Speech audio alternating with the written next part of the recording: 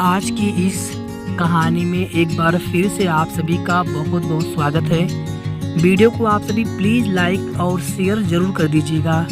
और अगर आपने अभी तक चैनल को सब्सक्राइब न किया हो तो इसी तरह की अच्छी अच्छी कहानियाँ सुनने के लिए आप सभी चैनल को भी ज़रूर सब्सक्राइब कर लें। तो शुरू करते हैं आज की प्यारी सी कहानी।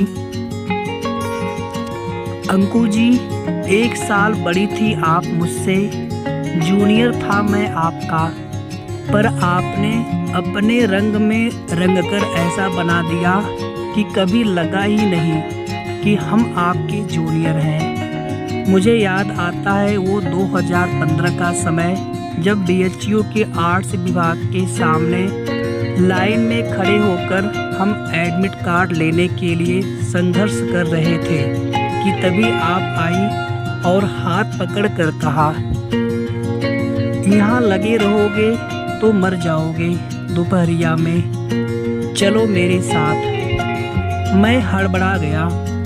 बिना जान पहचान के लड़की साथ चलकर एडमिट कार्ड दिलवाने का ऑफर दे रही थी। लाइन छोड़ते और काम न होता तो फिर पीछे से आकर लाइन लगना पड़ता, रिस्क था, पर वो लाइन की धक्का मुक्की झेली नहीं जा रही थी।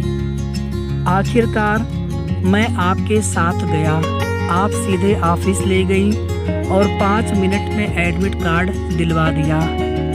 मैंने कौतूहल से आपको देखा, आप समझ गई और आपने कहा, जाओ गुरु मौज करो, इतनी तो चलती है अपने यहाँ। मैंने थैंक यू कहा और चलने को हुआ कि तभी फिर से आपकी आवाज़ चहकी, और भी कोई काम हो तो बताना, करवा देंगे, पर अगली बार से टैक्स लगेगा। हमने कहा, पर हम आपको खोजेंगे कैसे? आप बोली, नंबर नोट करो, 9955। अजीब संयोग था, आपने काम इतनी जल्दी करवा दिया और फिर खुद ही बिना मांगे नंबर भी दे रही थी। न जाने किसका मुंह देखकर उठे थे हम। फिर क्या था, आपका नंबर हमने बाबा जी का प्रसाद समझकर लपक लिया। फिर से धन्यवाद कहा और चलने को हुआ कि फिर आप बोली, नाम नहीं बताओगी गुरु? सिद्धार्थ, मैंने कहा, और आपका? अंकु, मैंने दोहराया, अंकु, सिद्धार्थ, अंकु जी। थोड़े फट्टू हो पर प्यारे हो। उस दिन आपके ये आखिरी शब्द बार बार कानों में गूंजते रहे। फिर क्या था, उसी दिन से आप मेरी विधि जी बन गई और शुरू हुआ रोमिंग वाले पैक डलवा कर देर देर तक बतियाने का सिलसिला। क्योंकि गुरु, उस जमाने में जियो वाली क्रांति नहीं आई थी अभी। शाम के नाश्ते का पैसा भले रिचार्ज में चला जाता था, पर आपसे बतिया कर ही पेट भर जाता था। मैं बनारस में नया था और आप पकिया बनारसी थी। आपने ही पहली बार घाट घाट मंदिर मंदिर घुमाया हमें। पहलवान की लस्सी से पप्पू की चाय तक सब आपने ही पिलाया हमें। कोई औपचारिकता नहीं रही हम दोनों के बीच में, और अब आप रूम पर भी धड़ल्ले से आने जाने लगी। मोहल्ले वाले भी पहचान गए थे आपको। आप स्कूटी से आती, दुपट्टा उतारती और क्या, बनारसी स्वैग से धड़धड़ाते हुए रूम में घुस जाती। बाकी कमरों के लड़के मुझसे कहते, यार ये तुम्हारी विधि जी बताकर नहीं आ सकती क्या? तनी काबू में रखो यार। ई गर्मी में हम लोग नंगे धड़ंगे लेटे रहते हैं, तब तक देवी जी तड़ाक से पहुंच जाती हैं और लग जाती है हम सबकी इज्जत की लंका। अब उन्हें कौन समझाता कि जिसके पास समूचे बनारस को काबू करने की शक्ति है, उन्हें हम भला क्या काबू करेंगे? खूबसूरत थे वो दिन, कभी लंका, कभी बीएचयू, कभी 80 घाट, तो कभी काशी विश्वनाथ जी।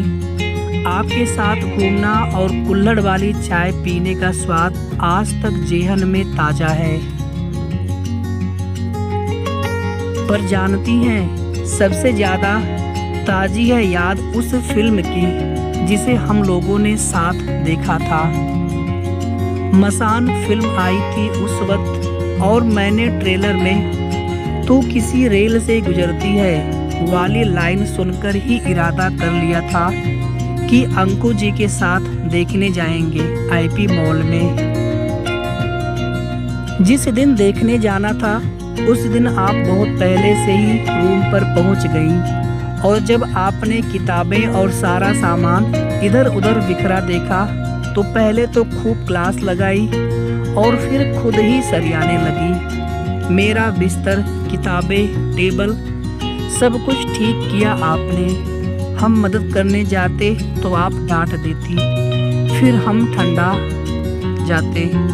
खैर, हम फिल्म देखने गए। दीपक और सालू की कहानी चल रही थी। जब सालू की शायरी सुनने के बाद दीपक कुछ समझ नहीं पाता है और सर खुजलाते हुए बोलता है कि अच्छा था, मगर वो समझ नहीं आया।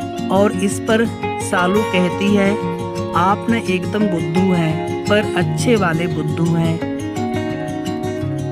ये सुनकर आप बोली, देख लो, ये तुम ही हो।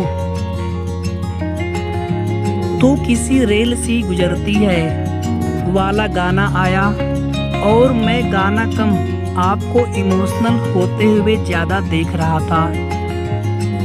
दीपक का सालू को रिक्वेस्ट भेजना, "छोटी हो इसलिए प्यार आ गया" वाला सीन, सब कुछ आता गया, बीतता गया, और मैंने महसूस किया कि आपकी उंगलियां मेरी उंगलियों से जुड़ गई हैं, और न जाने कब आपका सर मेरे कंधे पर झुक गया है। कहानी बढ़ती रही, और फिर अचानक कहानी में ऐसा मोड़ आया जब लगा कि उस एक क्षण में कलेजे के 1000 टुकड़े हो गए।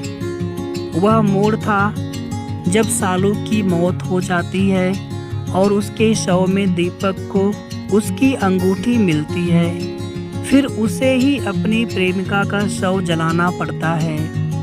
ई साला दुख कभी खत्म काहे नहीं होता बे। कहकर फिल्म में जितना दीपक रोया, उससे ज़्यादा कहीं हम दोनों रोए। हमारी उंगलियां जुड़ी थी, आंखें भरी थी, आवाज़ में सिसकी भरी थी। हम दोनों चुप थे, निःशब्द थे। दीपक ने सालू की अंगूठी पहले गंगा जी में फेंकी और फिर खुद ही उसे खोजने के लिए कूद पड़ा। और जब बैकग्राउंड में फिर से कलेजा काटने वाला गाना बजा, "मन कस्तूरी रे, जग दस्तूरी रे, बात हुई ना पूरी रे", उस सीन पर आपको लगा कि मैंने सुना नहीं, पर मैंने आपकी सिसकी सुन ली थी, और आपने भी मेरी भरी हुई आंखें देख ली थी। हम दोनों ने डबडबाई आंखों से एक दूसरे को देखा। मैंने आपको हरदम बिंदास लड़की की तरह देखा था। मैं सोच भी नहीं सकता था कि आप रोती भी होंगी, पर उस शाम आईपी मॉल के अंधेरे में भी आपके आंसू दिखाई दे गए मुझे। आपको रोते देखकर मेरे सब्र का बांध भी टूट गया और मैं भी बिलख कर रो पड़ा। फिर आपने अपनी बाहें फैलाई और मुझे गले से लगा लिया। जब सीन बदला तभी हम दोनों आलिंगन से अलग हुए। इतने दिन से साथ थे हम लोग, पर आपका आलिंगन पहली बार मिल रहा था मुझे। बहुत सुकून था उस गले लगने में। फिल्म के आखिर में जब तक उस बच्चे को अंगूठी मिलती है, पंडित जी का कर्ज पूरा होता है और दीपक और देवी प्रयाग में मिलते हैं। उस सीन के आते आते भावनाओं का शांत पड़ा ज्वर एक बार फिर उफान पर आ गया। एक दूसरे की हाथों में फंसी उंगलियों पर हमारी जकड़ और मजबूत हो गई। इस बार मैंने अपना सर आपके कंधे पर लुढ़का दिया और इस लाइन के साथ फिल्म खत्म हुई। कहते हैं संगम 2 बार जरूर आना चाहिए, एक बार अकेले और एक बार किसी के साथ। इस लाइन के आते आते हमारे हृदयों का भी संगम हो चुका था। फिल्म खत्म हो गई थी, पर मन अब भी सालू और दीपक में डूबा हुआ था। अब भी आप गुमसुम थी। मैंने हाथ बढ़ाकर उठाया आपको और आपकी उदासी देखते हुए बाइक में खुद चलाकर आपके हॉस्टल तक गया। उस पूरे रास्ते आपने मुझे भी वैसे ही पकड़ रखा था जैसे मसान के एक सीन में सालू ने दीपक को। अंकु जी, हाँ, कुछ बोलिए ना। तुम तो मुझे सालू की तरह अचानक छोड़कर नहीं जाओगे ना? कभी नहीं। और फिर मैंने महसूस किया कि आपने मेरी कमर को और जोर से पकड़ लिया है। अंकु जी, आज आप भले ही हमसे दूर हैं, पर सच कहूँ तो जीवन जीने की विधि उस शाम आप और उस फिल्म ने मिलकर मुझे सिखाई। और आप चाहे कहीं भी हों, आप मेरे दिल में उसी तरह सुरक्षित हैं जैसे सालू के सुनाए शेर में चिराग आंखों में महफूज रहते हैं। और आज भी जब आपकी यादें रेल से गुजरती हैं तो ये दिल बुल सा थरथराता है। तो कहानी कैसी लगी आप सभी को कमेंट करके ज़रूर बताइएगा। और कहानी को, वीडियो को प्लीज़ आप सभी जितना हो सके शेयर कर दीजिएगा, लाइक आप सभी ज़रूर कर दीजिए। और इसी तरह की अच्छी अच्छी कहानियाँ आप सभी को हमारे चैनल पर आगे भी मिलती रहेंगी। और पहले की जो भी कहानियाँ हमारे चैनल पर अपलोडेड हैं वीडियोज़, आप उन्हें भी जा कर के ज़रूर सुनें। धन्यवाद।